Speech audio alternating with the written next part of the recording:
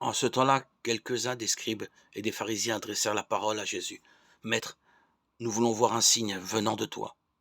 Il leur répondit, cette génération mauvaise et adultère réclame un signe, mais en fait de signe, il ne lui sera donné que le signe du prophète Jonas. En effet, comme Jonas est resté dans le ventre du monstre marin 3 jours et 3 nuits, le Fils de l'homme restera de même au cœur de la terre 3 jours et 3 nuits. Lors du jugement, les habitants de Ninive se lèveront en même temps que cette génération, et ils la condamneront. En effet, ils se sont convertis en réponse à la proclamation faite par Jonas, et il y a ici bien plus que Jonas. Lors du jugement, la reine de Saba se dressera en même temps que cette génération, et elle la condamnera. En effet, elle est venue des extrémités de la terre pour écouter la sagesse de Salomon, et il y a ici bien plus que Salomon. Évangile de Jésus-Christ selon saint Matthieu 12, 38, 42.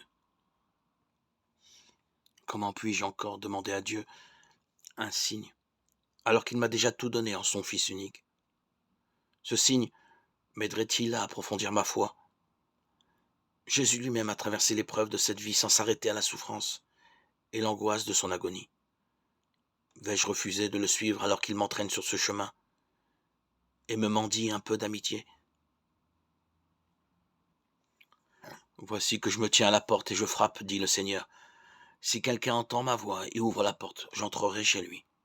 Je prendrai mon repas avec lui et lui avec moi. Apocalypse 3:20.